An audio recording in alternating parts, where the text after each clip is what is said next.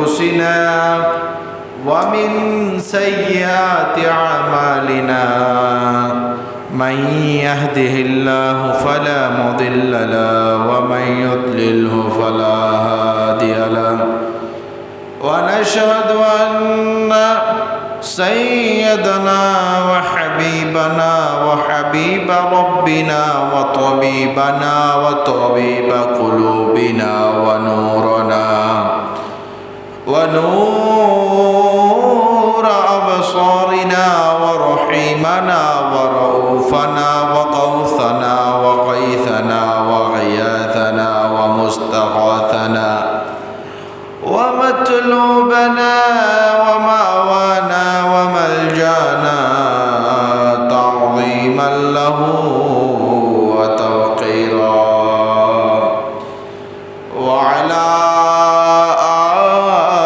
آله وأصحابه وأهل بيته وشهداء محبته وعلينا معهم أجمعين. أما بعد فقد قال الله تعالى في شان حبيبه ومحبوبه ومعشوقه مخبرا وآمرا أعوذ بالله من الشيطان الرجيم بسم الله الرحمن الرحيم إن الله وملائكته يصلون على النبي يا أيها الذين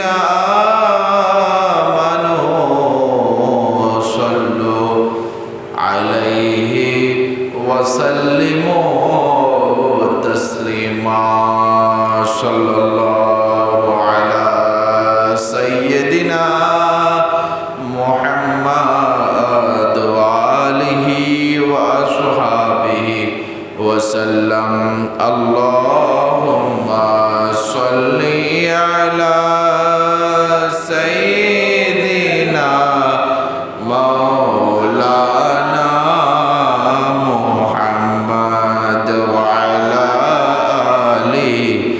سيدنا مولانا अर्शर नीचे सजदाई पड़े कंदन नबी जारे जार दया करे माफ करे दाओ उम्मत আমার গুনাহগার আল্লাহুম্মা সাল্লি আলা সাইয়্যিদিনা মাওলানা মুহাম্মদ ওয়া আলা আলি সাইয়্যিদিনা মাওলানা ইয়া রাসূলুল্লাহ তুদানি উম্মতানত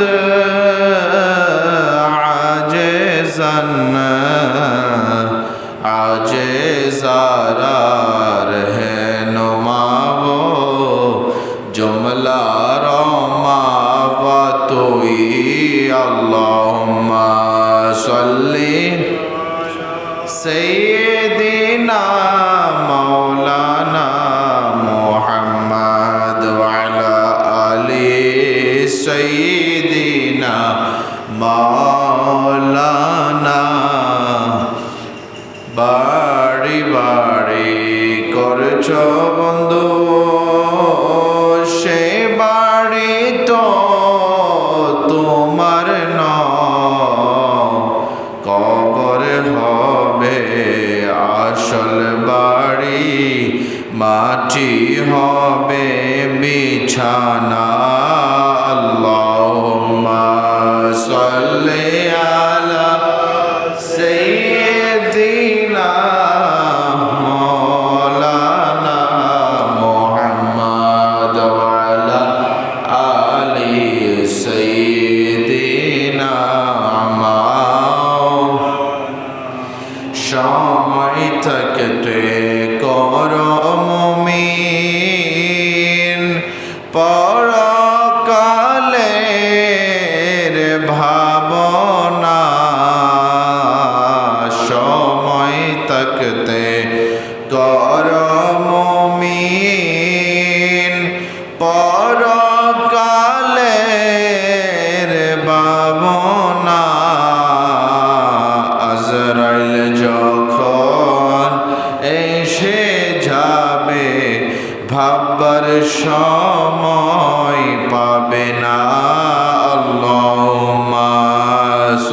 salli ala sayyidina maulana Muhammad wa ala ali sayyidina maulana salatun ya Rasulallah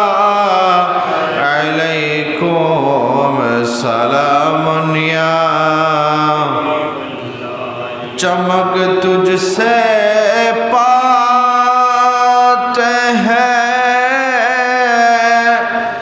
سب پانے والے میرا دل بھی چمکا دے ہے چمکانے والے صلاة یا رسول اللہ علیکم سلام یا تو زندہ ہے واللہ تو زندہ ہے واللہ میرے چشمے چھپ جانے والے صلاۃ یا رسول اللہ علیکم سلام یا تمہارے واسطے ہم دونوں جہان بھول جائیں گے اگر آواز روحانی سنا دو یا رسول اللہ صلاۃ یا رسول اللہ علیکم سلام یا بکار خیش حیرانم اغثنی یا رسول اللہ بکار خیش حیرانم اغثنی یا رسول اللہ پریشانم پریشانم اغثنی یا رسول اللہ ندارم جز تم الجائے ندانم جز تم آوائے ندارم جز تم الجائے جز تم آوائے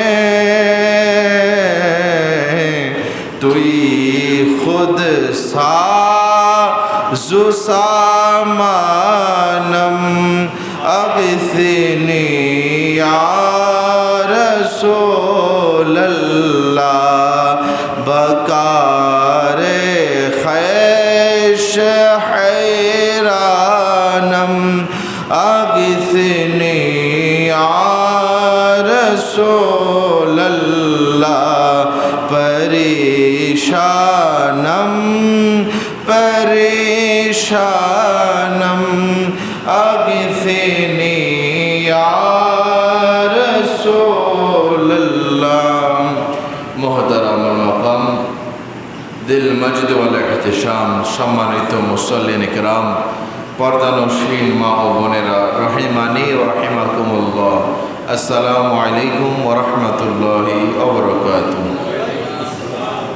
মহামনিব আল্লাহ জাল্লা ওয়া আলার আলিশান দরবারে অসংখ্য অগণিত শুকরিয়া জ্ঞাপন করছি যে মহান রব্বুল আলামিন আমাদেরকে দয়া করে মায়া করে মেহেরবানি করে পবিত্র জুমার দিনে ঐতিহ্যবাহী হজরতে ওয়াইসুল কারণী রাদিয়াল্লাহু তাআলা জামে মসজিদে এসে বসে জুমার নামাজ আদায়ের প্রারম্ভে পবিত্র কুরআন ও হাদিসের আলোচনা শ্রবণ করার তৌফিক দান করছেন। সেই মনিবের দরবারে আমরা সকলেই মহাব্বতের আওয়াজে বলে আলহামদুলিল্লাহ।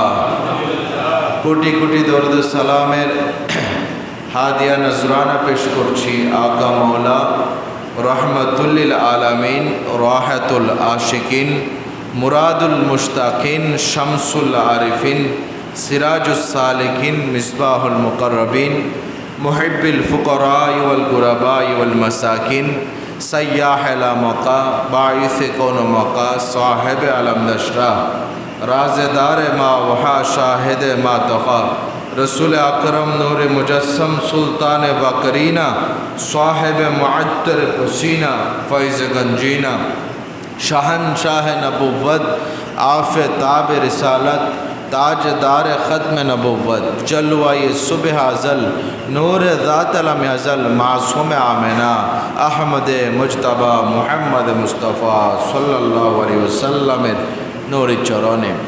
सम्मानित उपस्थिति, আমাদের প্রতি জুমায় ধারাবাহিক আলোচনায় আমরা গত জুমায় আপনাদের সম্মুখে আরজ করেছি সূরাতুল কাহফের তাফসিরের প্রথম পর্ব। আজকে আমরা আলোচনা করব সূরাতুত তাফসিরের দ্বিতীয় পর্ব। আল্লাহ পাক আমরা এই পবিত্র কোরআনুল কারীমের তাফসির থেকে যা শুনি সে অনুযায়ী আমল করার তৌফিক দান করুন। সবাই বলে আমিন। মহান রব্বুল আলামিন সূরা কাহফের 3 নম্বর আয়াতের মধ্যে ইরশাদ করেন, আউযু বিল্লাহি মিনাশ শাইতানির রাজীম, বিসমিল্লাহির রহমানির রহিম, মাকিসিনা ফীহি আবাদা ওয়া ইউনযিরুল্লাযীনা ক্বালু ইত্তাখাযাল্লাহু ওয়ালাদা মা লাহুম বিহি মিন ইলমিন ওয়ালা লিআবাইহিম কাবুরাত কালিমাতান তাখরুজু মিন আফওয়াহিহিম ইন ইয়াকুলুনা ইল্লা কাযিবা। সাদাকাল্লাহু মাওলানাল আযীম ওয়া সাদাকা রাসূলুহুন নবিয়ুল হাবিবুল আমিনুল মাকিনুল কারীম। আল্লাহ পাক আয়াতের মধ্যে ইরশাদ করেন, যারা মুমিন ইমানদার মুসলমানদের বৈশিষ্ট্য হলো আল্লাযীনা ইয়ামালুনাস সালিহাত, তারা ভালো কাজ করবে, নেক কাজ করবে, সৎ কাজ করবে।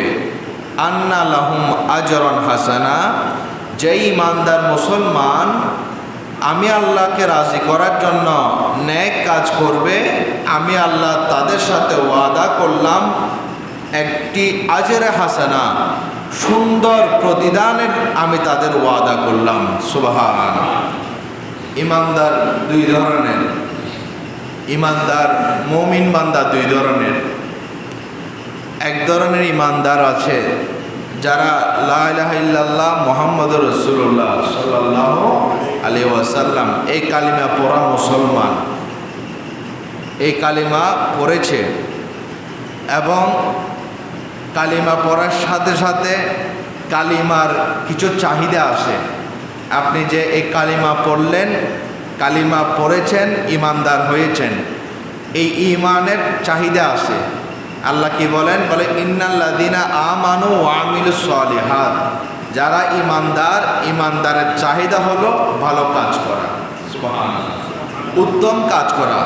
ওয়া আমিলুস সালিহাত বলে যে সমস্ত ইমানদার ইমানের চাহিদা পূরণ করবে, ইমান আনার পরে নেক কাজ কি? আল্লাহ বলেছেন আকিমুস সালাত ওয়া আতুস যাকাত, নামাজ কায়েম করা, নামাজের সাথে নামাজ পড়া, যাকাত ফরজ হলে যাকাত দেয়া, হজ ফরজ হলে হজ, রোজা ফরজ হলে রোজা, এগুলোকে বলা হয়েছে নেক কাজ। সুবহানাল্লাহ। তাহলে যে সমস্ত ইমানদার ইমান আনার পরে ইমানের চাহিদা পূরণ করে, এটাকে বলে মুমিনে কামেল। বলেন কি? মুমিনে কামেল, পরিপূর্ণ ইমানদার। এটাকে বলে মুমিনে কামেল, পরিপূর্ণ ইমানদার। আরেকটা ইমানদার মুসলমান আছে যিনি শুধু লা ইলাহা ইল্লাল্লাহ মুহাম্মাদুর রাসূলুল্লাহ এই কালিমাটা পড়েছে, কিন্তু তার এই কালিমার যে চাহিদা, ঈমানের যে চাহিদা, নামাজ পড়া, তার সাথে নামাজের কোনো এক সপ্তাহে কোনো এক দিনে তার সাথে নামাজের সাক্ষাৎ হয় না। ইমানদার লা ইলাহা ইল্লাল্লাহ মুহাম্মাদুর রাসূলুল্লাহ বলনেওয়ালা, কিন্তু তার সাথে নামাজের কোনো সম্পর্ক নাই, তার সাথে মসজিদের কোনো সম্পর্ক নাই, তার সাথে ভালো কাজের কোনো সম্পর্ক নাই, তার সাথে দান সৎকার কোনো সম্পর্ক নাই, তার সাথে রোজা রাখার কোনো সম্পর্ক নাই, তার সাথে এক কথায় আমল সালেহ যেটা আল্লাহর কাছে প্রিয় কাজ, এইগুলোর সাথে তার কোনো সম্পর্ক নাই, কিন্তু সে ইমানদার। ওকে ইমানদার বলতে হবে, মানে মুসলমান বলতে হবে, কারণ সে লা ইলাহা ইল্লাল্লাহ মুহাম্মাদুর রাসূলুল্লাহ বলেছেন। কিন্তু ওই ইমানদার যে ঈমান আনার পরে ঈমানের চাহিদা পূর্ণ করলো, আর ইমানদার ঈমান আনার পরে ঈমানের চাহিদা পূরণ করলো না, তারা কি সমান না? এই জন্য আল্লাহ বলছেন লা ইয়াস্তাবি আসহাবুল জান্নাত আসহাবুন নার ওয়া আসহাবুল জান্নাহ। সূরা হাশরের মধ্যে আল্লাহ বলেন যে কখনোই যারা জান্নাতওয়ালা জান্নাতি আর যারা জাহান্নামী তারা কখনো সমান হতে পারে না, তারা কখনো সমান হতে পারে না। তো এটা হচ্ছে মুমিনের কামেল, আর একটা হচ্ছে মুমিনের নাকেস, মানে অপূর্ণাঙ্গ মুমিন, ঈমানের চাহিদা তার দ্বারা পূর্ণ হয় না। এখন আমরাই চিন্তা করব আমরা কোন মুমিনের পড়েছি। দুই মুমিনের সমাধান আল্লাহ দিয়ে দিয়েছেন, তাদের কি হবে, তাদের সাথে কি হবে আখিরাতে, এটা আল্লাহ বলে দিয়েছেন। বলে যারা ঈমানওয়ালা, ঈমানদার, ঈমানের চাহিদা পূর্ণ করলো, আমি আল্লাহ তাদের সাথে উত্তম প্রতিদানের ওয়াদা করেছি। সেই উত্তম প্রতিদান কি? বলে জান্নাত, মাকিসিনা ফিহি আবাদা, সেখানে কোনো মৃত্যু নাই, তারা আবাদুল আবাদ, চিরস্থায়ীভাবে তারা জান্নাতের মধ্যে থাকবে। সুবহানাল্লাহ। তারা হচ্ছে ঈমানে কামেল, যারা ঈমানের সাথে সাথে এগুলো করে, ভালো কাজ করে, মসজিদের সাথে সম্পর্ক। আর যারা নাকেস বলে তাদের জন্য রয়েছে জাহান্নাম, তাদের জন্য রয়েছে জাহান্নাম। যে জাহান্নামের একটা শ্বাস যদি দুনিয়ার জমিনে দেয়া হতো, একটা জাহান্নামের সাপ আছে, সাপ, ওই সাপের যদি একটা বাতাস নিঃশ্বাস যদি এই দুনিয়াতে ফেলে, তাহলে ওই সাপের নিঃশ্বাসের কারণে পুরা পৃথিবীর কোথাও সবুজ আর গাছ উঠত না, সবুজ সব কিছু মরুভূমি হয়ে যেত, কারণ ওই সাপের বিষটা এত তীক্ষ্ণ, এত বিষাক্ত, এত বিষধর। আজকে আমরা মুসলমান, কেমন মুসলমান?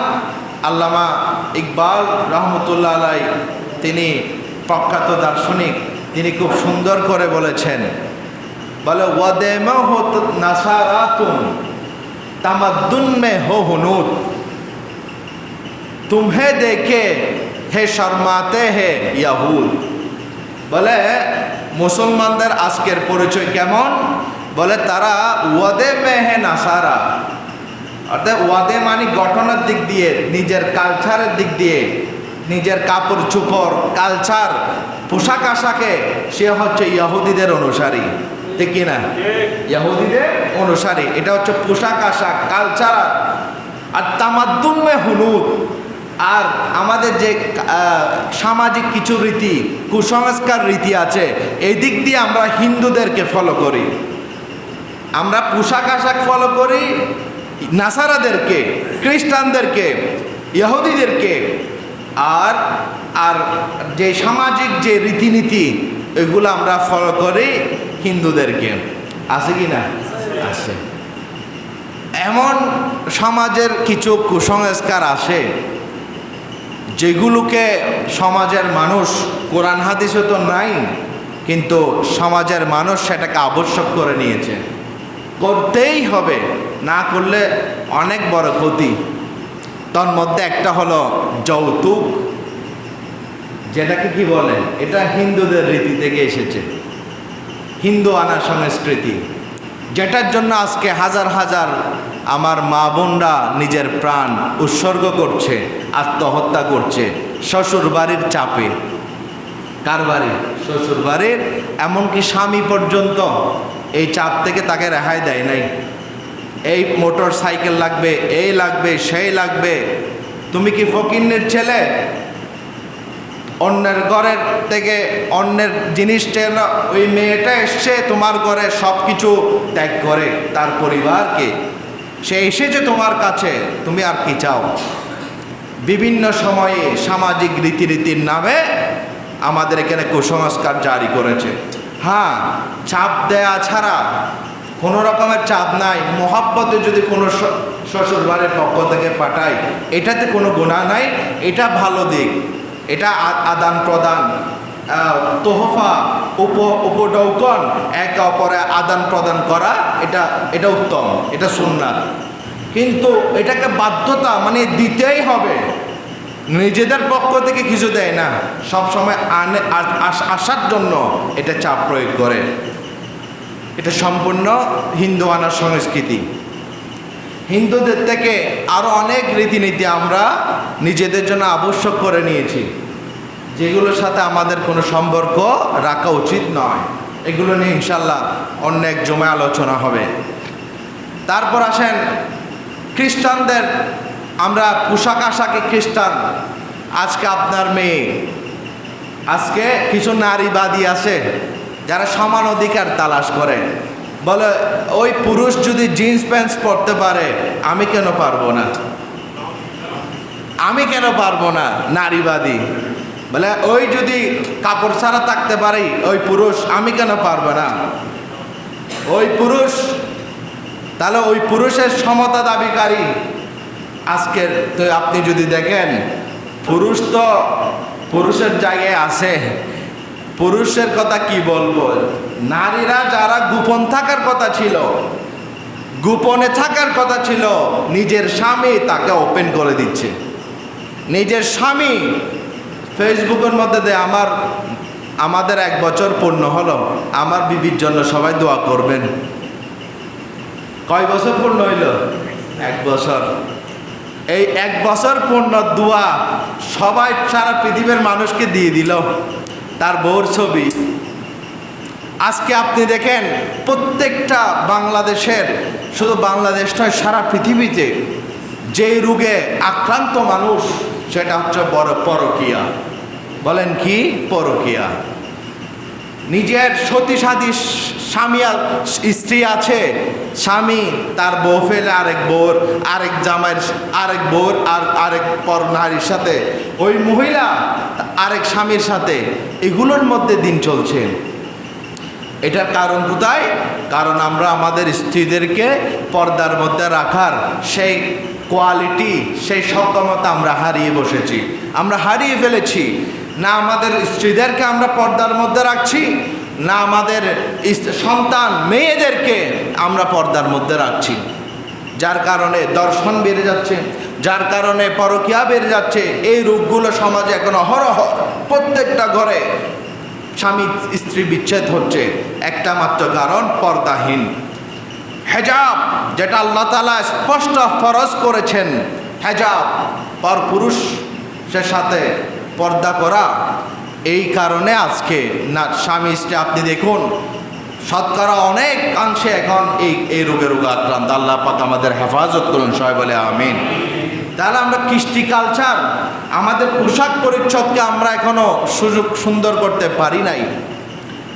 আমাদের যে পোশাক পরিচ্ছদ, যেটা ইসলামিক নিয়ম রীতি, আল্লাহর হাবিব সাল্লাল্লাহু আলাইহি ইসলাম স্পষ্ট ঘোষণা করে দিয়েছেন, পুরুষের সতর আর নারীদের সতর। এই সতর সম্পর্কে আমাদের অনেকের জ্ঞান থাকলেও আমল করি না, আর অনেকে না জানে করে। তো এগুলো মা বাবাদেরকে, সন্তানদেরকে শেখাতে হবে। সতর কোথায় করতে হবে, কিভাবে সতর করতে হবে, এগুলো বলতে হবে। তো এইগুলোর অবস্থা দেখে আল্লামা ইকবাল বলছেন তামাদ্দুন মে হো নাসারা, ওয়াদে মে হুম তুম নাসারা, তামাদ্দুন মে ইহুদ, तुमको देखे शर्माते हैं यहूद। আর আমাদের এই অবস্থাগুলো দেখে ইহুদিরা লজ্জা পাচ্ছে, বলে কিরে আজকে মুসলমানদের পোশাক আমরা নিয়ে নিলাম, ইহুদিরা এখন টাই স্যুট একেবারে পর্দা, হ্যাঁ ওখানে আরো শীতকাল হলে একেবারে পুরা চাপটা পুরা পোশাক দেখা যায় না তাদেরকেও। ইহুদিরা বলছে কিরে মুসলমানদের এই অবস্থা কেন? মুসলমানদের নবী হযরত মুহাম্মদ রাসূলুল্লাহ সাল্লাল্লাহু আলাইহি ওয়াসাল্লামকে অনুসরণ করে তার হাদিসগুলো ফলো করে আমরা ইহুদিরা আজকে উন্নত রাষ্ট্র, আজকে আমরা ইহুদিরা আমাদেরকে সবাই বাহবা দিচ্ছে, আর মুসলমানরা আমাদের যে কালচার আর এগুলো গ্রহণ করে, খ্রিস্টান হিন্দুদের কালচার গ্রহণ করে আজকে তারা, সেই জন্য ইহুদিরা লজ্জা পাচ্ছে মুসলমানদেরকে দেখে। আল্লাহ পাক আমাদেরকে হেফাজত করুন, সবাই বলে আমিন। তাহলে বললাম একটা হচ্ছে মুমিনে কামেল আর একটা হচ্ছে মুমিনে নাকেস, একটা পরিপূর্ণ ইমানদার আর একটা হচ্ছে অপরিপূর্ণ ইমানদার। পরিপূর্ণ ইমানদার তার সাথে নামাজের সম্পর্ক থাকবে, পরিপূর্ণ ইমানদার সাথে রোজা হজ জাকাত ভালো কাজের সাথে সম্পর্ক থাকবে, দান খায়রাতের সাথে সম্পর্ক থাকবে, ভালো কথার সাথে সম্পর্ক থাকবে, গীবত চুগলখুরি জেনা বেবিচার হিংসা থেকে সে মুক্ত থাকবে। আর যে অপরিপূর্ণ তার সাথে থাকবে সব সময় জোয়ার সাথে সম্পর্ক, তার সাথে থাকবে সব মাদকের সাথে সম্পর্ক, তার সাথে থাকবে নেশার সাথে সম্পর্ক, তার সাথে থাকবে পরকীয়ার সাথে সম্পর্ক, তার সাথে থাকবে জুলম অত্যাচার নির্বিচার হিংসা গীবতের সাথে সম্পর্ক। উচ্চ আওয়াজে বলি নাউজুবিল্লাহ। আমরা কোন ইমানদার হতে চাই বলেন? ইমানে মুমিনে কামেল নাকি মুমিনে নাকেস? মুমিনে কামেল। মুমিনে কামেল হবেন তাহলে আপনার জন্য জান্নাত তৈরি আছে, জান্নাত আপনার জন্য রেডি আছে। বল হুজুর অনেক তো চেষ্টা করি পারি না দুনিয়ার মায়া ত্যাগ করতে। তো এই জন্য ইমাম হুজ্জাতুল ইসলাম ইমাম গাজালি রহমতুল্লাহ আলাইহি তার কিতাব কিমিয়ায়ে সাআদাতের মধ্যে একটা ঘটনা বলেছেন, দুনিয়ার মায়া কিভাবে ত্যাগ করবেন সেটার একটা ঘটনা আপনাদেরকে শোনাচ্ছি। ইমাম গাজালি রহমতুল্লাহ আলাইহি উল্লেখ করেন, বলে দুনিয়ার মায়া ত্যাগ করার একটা উপায় হলো ওই ব্যক্তির মতো, আমরা নিজেদেরকে ওই ব্যক্তির মতো মনে করব। কোন ব্যক্তি? যে ব্যক্তি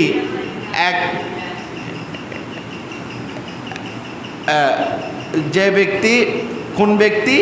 ব্যক্তি নিজের মায়া ত্যাগ করে, কোনো এক ব্যক্তি এক আত্মীয়ের ঘরে বাড়িতে বেড়াতে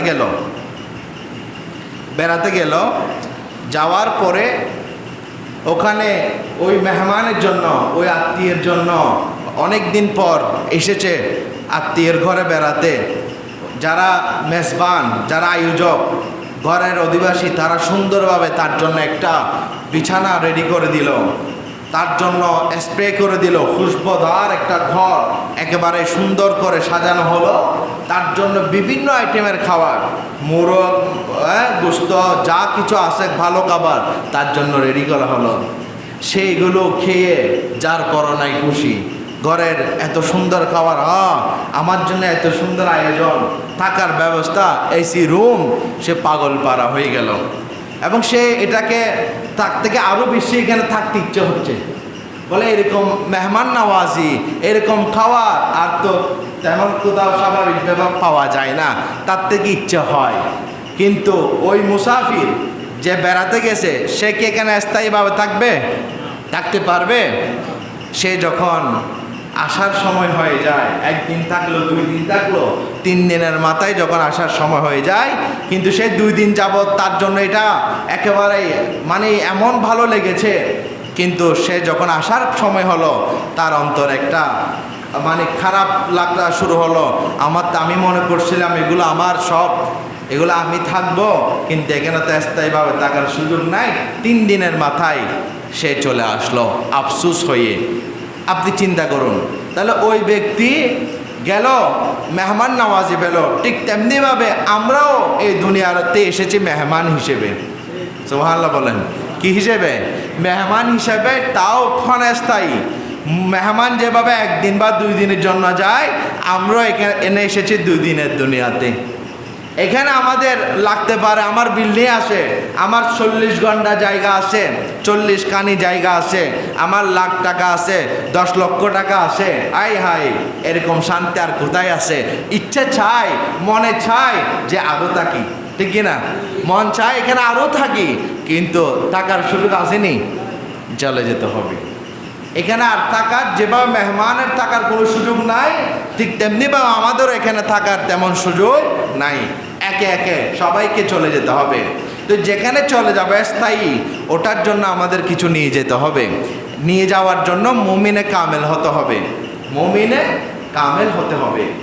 মুমিনে কামেল না হলে কবরের মধ্যে অন্ধকার ছাড়া আর কিছুই থাকবে না, বিষাক্ত সাপ ছাড়া কিছুই থাকবে না, সংকীর্ণ কবর হয়ে যাবে। যে কবরে রাখার সাথে সাথে যে চাপটা দেয়া হবে, ডান পাশের হাড্ডি বাম পাশে চলে যাবে, গুরু হয়ে যাবে, বাম পাশের হাড্ডি ডান পাশে চলে যাবে। আপনি চিন্তা করুন, আজকে দেখেন, আজকে আমাদের বাঁশখালীতে, বিশেষ করে বাঁশখালী অনেক এলাকা ডুবে বন্যায় কবলিত, পানি উঠছে, তারা ঘর বাড়ি বিটা বস্তু হারা হয়ে গিয়েছে। অনেক লাশ কবরে ছিল, উঠে কবরের লাশগুলো মাটি ভাঙনের কারণে এগুলো এখন পানির মধ্যে ভাসতেছে। কবরে পর্যন্ত জায়গা হচ্ছে না। আল্লাহর কি লীলা খেলা, কি ইমতিহান! আপনাকে আল্লাহ কত সুখে রেখেছেন আপনার অবস্থানে। আজকে আপনি অবস্থান যদি বাঁশখালীর মানুষের সাথে আপনি তুলনা করেন, আপনি কোন শান্তিতে আছেন? এই শান্তিতে থাকা সত্ত্বেও আপনার আল্লাহকে শুকরিয়া স্বরূপ নামাজ পড়ার দরকার ছিল। আল্লাহ আমাকে তো এরকম বন্যায় রাখে নাই, আমি 2টা সিজদা দেই। আমার উচিত ছিল কোরআনের তেলাওয়াত করে করে দোয়া করে, আল্লাহ আমার জুলুম মজলুম যারা এখন কষ্ট পাচ্ছে তাদের জন্য আপনি রহম করুন। আমার উচিত ছিল আজকে আমি আল্লাহর শুকর আরও বাড়িয়ে দেয়া, যে আল্লাহ আমাকে তো অনেক ভালো রেখেছেন। কিন্তু আমরা এখন আরও আরও আরও বেশি রূঢ়তা, হটকারিতা, আমাদের অবাধ্যতার সীমা আমরা পেরিয়ে দিয়েছি। আমরা ঘরে বেশি গুনাহ করছি, নামাজের টাইমে নামাজের খবর নাই, ঘন্টার পর ঘন্টা আমাদের সময় নষ্ট করছি অশ্লীল পাপাচারে। তাহলে আপনি মনে করছেন আপনি শান্তিতে আছেন, সময়ের নদীর এপারে ভাঙন ওপার গড়ায়, আবার ওই পারে ভাঙন এপার গড়াবে। এই জন্য প্রত্যেককে ইমতিহানের মধ্যে আসতে হবে, পরীক্ষায় আসতে হবে। এই জন্য যদি পরীক্ষাতে পাশ হতে চান, আল্লাহর কাছে শুকর আদায় করতে হবে যে আল্লাহ আমাকে তো তুমি শান্তিতে রেখেছ, এই নিয়ামত দিয়ে ধন্য করেছ, শরীরের সুস্থতা দিয়েছ। এই শুকর হিসেবে আমরা যদি 5 ওয়াক্ত নামাজই পড়তে না পারি, আমাদেরকে মুসলমান বললে, মুসলমানকে আমাদেরকে দেখে ইহুদিরা হাসে, বলে এরা বলো মুসলমান, এরা এত সুখে থাকা সত্ত্বেও নামাজ পড়ে না, আল্লাহর ইবাদত করে না, বলে আমরা সফল। ইহুদি খ্রিস্টানরা বলছে আমরা সফল, বলে কেমনে? বলে মুসলমানদেরকে খেলার নাম দিয়ে বিভিন্ন রকমের বিভিন্ন আপনার অ্যাডভার্টাইজের নাম দিয়ে, বিভিন্ন রকমের জিনিসের নাম দিয়ে আমরা তাদেরকে সেখানে মশগুল রাখলাম, ব্যস্ত রাখলাম, আর আমরা আমাদের কাজে আমরা এগিয়ে যাচ্ছি। আমরা আমাদের কাজে আমরা এগিয়ে যাচ্ছি। আমি অবাক হই, আমি আফসোস করে আর অবাক হই। আমি যে এগুলো মুসলমান, মারপিট করছে, একটা দল হেরেছে, তাও ইসরায়েলি দল, ইসরায়েলি, যে ইসরায়েলের সাপোর্টার, ইসরায়েলকে টাকা প্রমোট করে, তাদেরকে টাকা দেয় শুধু মুসলমানদেরকে মারার জন্য, ইসরায়েলকে অখণ্ড ইসরায়েল করার জন্য, ফিলিস্তিন তাদের দখলে নেওয়ার জন্য। এরা হেরে গেলে একজন নাকি মারা গেছে আত্মহত্যা করে, আরেকজনকে মেরে ফেলছে। একজন রিক্সাওয়ালাকে, এগুলো দেখতেছি যে খবরে, শুধু একজন রিক্সাওয়ালাকে, দিনমজুরকে 3 জনে মিলে মারছে। কেন? অমুক দলে গোল খাইছে, সে শুধু খুশি উদযাপন করছে সেই জন্য। কোথায় মাসুম, মানে বোকার কত নিম্নে, গাদা নাকি পানি খায় আরো ঘোলা করে, আর মুসলমানরা এখন এত নিম্নে চলে গেছে। কোথায় ইসরায়েলি প্রেমিক এমনি ফিলিস্তিনের জন্য দান করান, ওমা মিছিল করে, প্রতি জুমার নামাজের পরে মিছিল বের করে, পর্দা ব্যানার সাজিয়ে, ফিলিস্তিনকে মুক্ত করতে হবে, ইসরায়েল মুক্ত করতে হবে। আর এদিকে আমি তো এক মুখে 2 কথার বর্ণেওয়ালা। এদিকে আমি যুদ্ধ করে আমার বাংলাদেশ উল্টাই দিচ্ছে, মানুষের গাড়ি চলাচল বন্ধ করে দিচ্ছে, মিছিল করে, ফিলিস্তিনকে মুক্ত করতে হবে, এই সেই। আর এখন কই? নিজের গুনার জন্য জীবনে কান্না করে নাই। এখন আরেকটা দেখলাম, নিজের মানুষ অবাধ্য হলে, গুনাহ করলে কান্না করে। এখন নিজের গুনার জন্য কোনোদিন চোখের পানি ছেড়ে আল্লাহর কাছে ক্ষমা চাই নাই, আর এই ব্যক্তি কান্না করছে, বেহুশ হয়ে যাচ্ছে।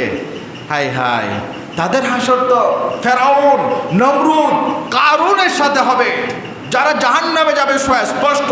এদের সাথে তাদের জাহান্নামে যাবে, এদের সাথে তাদের হাসর হবে, যারা এদের এই মুসলমানদের আজকে রক্ত লাল করে দিচ্ছে, মুসলমানদের অন্তরে রক্তকরণ হচ্ছে, ফিলিস্তিনের বাস্তুহারা বিটাহারা তার থাকার জায়গা নাই। আজকে আমরা তাদেরকে প্রমোট করি, তাদেরকে সাপোর্ট করি, এটার জন্য লজ্জাজনক বিষয় আর কিছুই হতে পারে না। আমরা কোটি কোটি টাকা, বিলিয়ন টাকা আমরা খরচ করছি, সেই জন্য ইহুদিরা সফল। আমি বলছিলাম ইহুদিরা সফল কেমনে? বলে ইহুদিরা আমাদেরকে ব্যস্ততায়, খেলাধুলায়, রং তামাশায় মগ্ন করে দিয়ে তারা তাদের কাজ চালিয়ে যাচ্ছে। আল্লাহ আমাদেরকে হেফাজত করুন, সবাই বলে আমিন। তো ইহুদিদের একদল তারা বলছে, কোরআনের এই সূরা কাহাফে এসেছে, বলে যারা জান্নাতওয়ালা তারা তো জান্নাতে থাকবে, আর যারা জাহান্নামী তাদের মধ্যে একদল আছে, ওয়া ইউনজিরাল্লাযিনা ক্বালু ইত্তাখাযাল্লাহু ওয়ালাদা। বলে কিছু মানুষ আছে, তারা আল্লাহর জন্য পুত্র সাব্যস্ত করে, সন্তান সাব্যস্ত করে যে আল্লাহর পুত্র আছে। এই আকীদা হচ্ছে খ্রিস্টানদের। আপনারা জানেন খ্রিস্টানদের আকীদা হলো, তারা হযরতে ঈসা আলাইহিস সালামকে আল্লাহর পুত্র মনে করে, এবং হযরতে মরিয়ম আলাইহিস সালামকে আল্লাহর স্ত্রী মনে করে। তারা 3 খোদায় বিশ্বাসী। বলেন কয় খোদা? 3 খোদা। আমরা কয় খোদা? 1 খোদায় বিশ্বাসী। আমরা 1 খোদায় বিশ্বাসী, তারা 3 খোদায় বিশ্বাসী খ্রিস্টানরা। এই জন্য তারা বাতিল ধর্ম। এই ধর্মটার সাথে ইসলামের কোনো সম্পর্ক নাই, ধর্মের সাথেও নাই, যারা এই ধর্ম পালন করে তাদের সাথেও নাই। আরেকটা দেখলাম, এক মসজিদের ইমাম ধরে ওই ইমাম আসলে মুসলমান নয়, খ্রিস্টান। ওই খ্রিস্টান সবাইকে দলে দলে খ্রিস্টান বানাচ্ছে, খবরের মধ্যে আসছে খ্রিস্টান বানাচ্ছে। আপনি কিভাবে চিনবেন? খ্রিস্টানরা তাদের লক্ষ্যকে সামনে রেখে এগিয়ে যাচ্ছে। তারা মুসলমানদেরকে খ্রিস্টান করার আছে। বলে মুসলমানদেরকে তো আমরা সব কিছু নিয়ে নিয়েছি, তাদের চুলের ক্যাটাগরি নিয়ে নিয়েছি, তাদের পোশাক নিয়ে নিয়েছি, তাদের কালচার নিয়ে নিয়েছি, এখন তাদের বাকি আছে শুধু ইমান। এখন ইমান নেওয়া শুরু করলাম। তাদের স্টেপ বাই স্টেপ তাদের কাজ চলতেছে। তারা প্রথমে আপনাকে তাদের কালচার আপনার মুসলমান কালচারকে কেড়ে নিচ্ছে, নেয়ার পর আপনার পোশাকের কালচারকে, ইসলামী যে পোশাক এগুলো নিয়ে নিয়েছে। এগুলো নেওয়ার পর যখন আপনার ইমানটা নরম হয়ে গেল, এখন আপনাকে কিছু টাকা দিয়ে মুসলমানদের থেকে খ্রিস্টান বানানো শুরু করছে। বাংলাদেশে যে খ্রিস্টান মিশনারি আছে, যে ওয়ার্ল্ড ভিশন, এই ধরনের আরও অনেক খ্রিস্টান মিশনারি মানব সেবার নাম দিয়ে মুসলমানদেরকে, গরিব বিভিন্ন প্রত্যন্ত অঞ্চলে গ্রামের যারা গরিব অসহায় আছে তাদেরকে টাকা দিয়ে খ্রিস্টান বানাচ্ছে। উচ্চ আওয়াজে বলি নাউজুবিল্লাহ। তা আল্লাহ বলছেন, যারা আমি আল্লাহর জন্য পুত্র সাব্যস্ত করলো, বলে মা লাহুম বিহি মিন ইলমু ওয়ালা লিআবাইহিম, তাদেরও এলম নাই, তাদের বাপ দাদা যারা এই ধরনের আকীদা রাখতো, মানে খ্রিস্টানরা, তাদের পূর্বপুরুষরা, তাদেরও কোনো জ্ঞান নাই। আজকে খ্রিস্টানদের আকীদা আমাদের দেশে লালন করতেছে বর্তমানে শিয়ারা। তারা বলতে চায় যে মৌলা আলী রাদিয়াল্লাহু তাআলা আনহু একজন সাহাবী রাসূল, ওনাকে আমরা মৌলা আলী বলি। উনি 4th নম্বর খলিফা। কত নম্বর? 4th নম্বর খলিফা। এই হিসেবে আমরা তার শান ও মানকে আমরা আকাশচুম্বী, আমরা মাথার তাজ মনে করি। তাই বলে কি শিয়াদের যে আকীদা, যে শিয়ায়ে গালি আসে, অর্থাৎ যারা একেবারে চরম শিয়া, তাদের আকীদা হলো, তাদের কিতাবে লিখছে এগুলো, তারা বিভিন্ন কিতাব আছে তাদের, মিনহাজুস সাদিকিন, আল ফকিহ মা লা ইয়াহদুরহু, এভাবে আরও অনেক তাদের কিতাব আছে শিয়াদের। ওই কিতাবে লিখেছে এগুলোতে যে তাদের যে 12 ইমাম, মৌলা আলী সহ তারা 12 ইমামে বিশ্বাসী। ইনাদের মকাম নাকি মিসলাল আম্বিয়া, নবীগণের মতো, জোরে বলি নাউজুবিল্লাহ। এবং মৌলা আলীকে তারা মনে করে কি বলে, আফদালু মিনাল আম্বিয়া, নবীগণের চেয়েও নাকি মৌলা আলীর মর্যাদা আরো বেশি, নাউজুবিল্লাহ। একেবারে আরো গিয়ে বলছেন, বলে মৌলা আলী যেই খোদাও তিনি, নাউজুবিল্লাহ বলে। তারা এইভাবে আকিদা রাখে, যে আকিদাটা খ্রিস্টানরা রাখে। এই আকিদাটা আমাদের বাংলাদেশে এখন বিভিন্ন সুরত ধরে শিয়ারা চারিদিকে এখন ছড়িয়ে পড়ছে, ডলার খেয়ে টাকা খেয়ে এখন শিয়ারা এই কাজে নিমগ্ন। আপনারা সচেতন থাকবেন। তো এখন বলছেন, আল্লাহ বলছেন কাবুরাত কালিমাতান তাখরুজু মিন আফওয়াহিম ইয়াকুলুনা ইল্লা কাযিবা, বলে তাদের মুখ দিয়ে এই আমি আল্লাহর জন্য পুত্র সাব্যস্ত করছে, তারা আমি আল্লাহর জন্য সন্তান সাব্যস্ত করছে, তারা এটা এত বড় কথা তারা বলতে পারলো?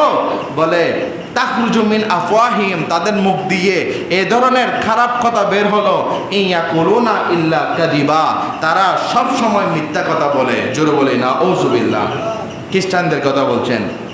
তখন আমার রসুলকে আল্লাহ তাআলা সান্ত্বনা দিয়ে বলতে লাগলেন, ফালা আল্লাকা বাকিউন নাফসাকা আলা আথারিহিম ইল্লাম ইউমিনু বিহাদাল হাদিসি আসাফা। ইয়া রাসূলুল্লাহ, তারা যে আমি আল্লাহর জন্য সন্তান সাব্যস্ত করছে, আপনি মনক্ষুণ্ণ করবেন না। আপনার দায়িত্ব শুধু ইসলামের দাওয়াত দেয়া। যারা মুসলমান হবে তাদেরকে আমি আল্লাহ জান্নাত দিব, আর যারা আপনার আহ্বানে সাড়া দিবে না তাদের ব্যাপারে আপনি মনক্ষুণ্ণ করবেন না। তাদের জন্য আমি রেডি রেখেছি, কি রেখেছি? জাহান্নাম। তাদের জন্য আমি জাহান্নাম রেডি রেখেছি। সুতরাং আপনি এদের আচরণে, তাদের এই ধরনের কর্মকাণ্ডে, ইহুদি নাসারাদের এই ধরনের বেয়াদবিতে আপনি মনক্ষুণ্ণ করবেন না, আপনি রাগ করবেন না, আপনার মনক্ষুণ্ণ করার কোনো দরকার নাই। আমি আল্লাহ আপনার সাথে আছি, সুবহানাল্লাহ বলেন। তারপর বলছেন আমার আল্লাহ বলছে, ইন্না জাআলনা মা আলাল আরদি জিনাতাল্লাহা লিনাবলুয়াহুম আইয়ুহুম আহসানু আমালা, বলে আমি এই পৃথিবীকে সজ্জিত করে দিয়েছি, সুজলা সুফলা সুন্দর করে, এমনভাবে আমি ডেকোরাইজড করেছি, এমনভাবে আমি সাজিয়েছি, মানুষটা দুনিয়ার মোহ পড়ে যায়, দুনিয়ার থেকে থাকতে চাই, দুনিয়াতে আরো বেশি মহব্বত লাগে, দুনিয়ার যে বিষয়গুলো তাদের বেশি ভালো লাগে। আমার রাসূল ইরশাদ করেন, জুয়্যানাতিন নারু বিশাহওয়াত ওয়া জুয়্যানাতিল জান্নাতু বিল মাকারি।